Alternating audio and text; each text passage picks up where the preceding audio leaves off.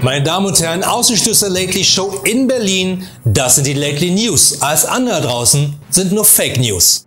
Fangen wir an mit den Nachrichten aus dem Inland. Berlin. Ein Ausbau des öffentlichen Nahverkehrs, Sperrung der Innenstadt für Autos und deutlich mehr Fahrradwege. All das sind Ideen, um den Verkehrsinfarkt in Berlin zu verhindern. Und seitdem nun auch E-Roller auf deutschen Straßen und vor allem Gehwegen erlaubt sind, hoffen nun viele Verkehrsexperten, damit eine weitere Alternative für das Auto ermöglicht zu haben. Nur leider tragen die meisten E-Rollerfahrer weder einen Helm noch halten sie sich, Überraschung, an die Straßenverkehrsordnung. Dementsprechend musste man auch nicht lange in Berlin auf den ersten schweren Unfall zwischen zwei E-Rollern warten. Dabei kam es Polizeiangaben nach sogar zu einer Art Massenschlägerei zwischen den beiden Fahrern, die nur dank der zufälligen Anwesenheit mehrerer Mediatoren gestoppt werden konnte. Denn wie sich herausstellte, waren die Verunfallten aus jeweils einer eigenen Gruppe von Hipstern. Leider konnte der gerufene und per Helikopter eingeflogene Notarzt nicht mehr die schweren und vielen Brüche heilen. Und so hat Berlin am Wochenende zwei seiner besten Haargummis für Männerdutz verloren. Außerdem wurden bei dem Unfall knapp 4 Liter Haselnuss-Kürbis-Avocado-Smoothies verschüttet, sodass die Berliner Stadtreinigung mit 3 Müllfahrzeugen und kompletter Besetzung anrücken musste. Und wegen einer potenziellen chemischen Verseuchung des Grundwassers durch den Haselnuss-Kürbis-Avocado-Smoothie wurde auch aus den USA ein Experte extra eingeflogen. Frankfurt an der Oder. Molekülküche oder deftiger Schweinebraten, das war die Frage bei der Vorstellung des Rankings der 50 besten Restaurants in Singapur. Aus deutscher Sicht lief diese Veranstaltung jedoch nicht ganz so optimal, denn wie bei der Fußball-WM der Frauen in Frankreich sind wir auch hier recht früh ausgeschieden. Und nur so konnte sich Tim Raue erneut mit seinem gleichnamigen 2-Sterne-Michelin-Restaurant in diesen Top 50 Ranking platzieren. Zwar holte Tim Raue 19,5 Punkte im Goal im Milo, also ungefähr 40 Punkte mehr als die Kantine hier im Haus, aber trotzdem reichte es nur für den 40. Platz. Den ersten Platz konnte sich erneut der weltberühmte internationale Döner aus Frankfurt an der Oder sichern. Jedoch war nicht ganz klar, ob die Juroren glaubten, dass die fettigen Pommes, die der Laden anbietet, Teil einer Kapitalismuskritik sind oder halt nur echt fettige Pommes sind. Hervorgehoben wurde jedoch vor allem der hauseigene Veggie-Döner, der von den Juroren als exklusiver Fleischersatz gefeiert wurde. Leider stellte sich wenige Tage nach der Verleihung heraus, dass der Veggie-Döner in Wirklichkeit nur ein Fleischdöner war. Aber sind wir mal ehrlich, wie viele Veganer rennen denn schon rum in Frankfurt an der Oder? Dessen Stadtwappen sind immerhin 2 gekreuzte Schweinewürstchen mit einem Fleischwurf im Hintergrund. Kommen wir nun zu den Nachrichten aus dem Ausland.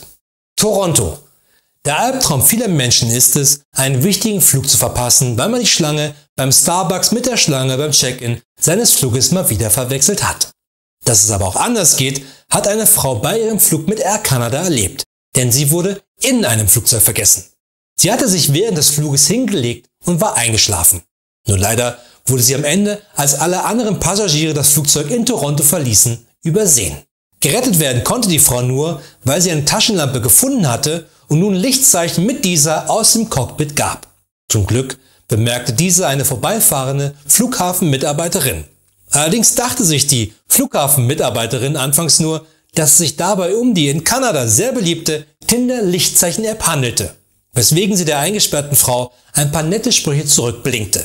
Jedoch, und hier ist nicht ganz klar, ob die Frau in der Maschine der Lichtzeichensprache mächtig war oder es nur ein dummer Zufall war, waren ihre Lichtzeichen jedoch recht beleidigend. Von daher rief die Flughafenmitarbeiterin die Polizei. Diese befreite die Frau aus dem verschlossenen Flugzeug, nur um sie dann festzunehmen wegen sexueller Lichtzeichenbelästigung. Ihr drohen nun Jahre. Der Mond im Orbit der Erde. Kriege im Weltraum werden immer realer. Und gerade weil bei Star Wars das unschuldige Imperium immer wieder von rebellischen Terroristen angegriffen wird, plant nun die NATO auch etwas im Weltraum zu machen. Und da sie bereits erfolgreich den Weltfrieden, die Hungersnöte und die 8. Staffel von Game of Thrones ignoriert hat, sieht die NATO nun den Schutz des Weltraums als ihre höchste Priorität an.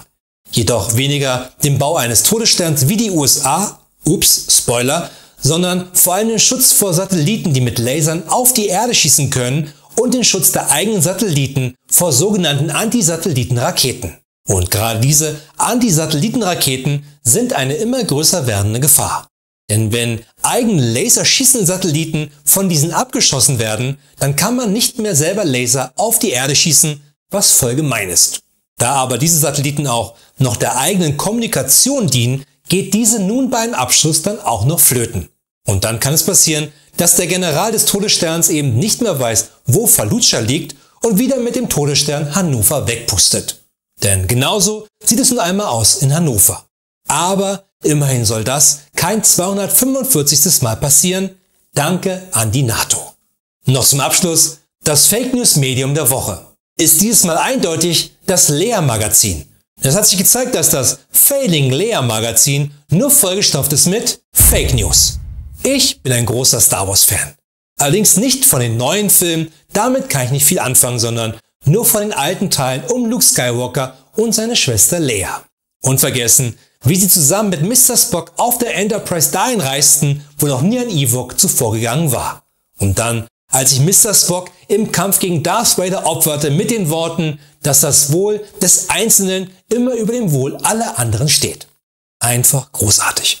Umso überraschender war es für mich, als ich während meiner Sozialstunden, die ich wegen Diebstahl leisten musste, im nahegelegenen Altersheim zur schattigen Pinie neben einigem Schmuck auch ein ganzes Magazin nur über Prinzessin Leia fand. Und sofort verschlang ich nicht nur den Schmuck, sondern auch das Magazin, nur um dann zu bemerken, dass es scheinbar gar nicht um Prinzessin Leia geht, sondern nur um irgendwelche anderen doofen Leias.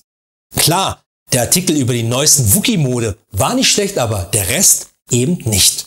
Deshalb sei gewarnt, nicht Prinzessin Leia Magazin, die dunkelgelbe Lately Fake News Karte an dich und du stehst ab sofort unter unserer Beobachtung vom Todesstern aus. Das waren die Lately News, wir sind wieder am Dienstag. Und nicht vergessen, alles andere da draußen sind nur Fake News.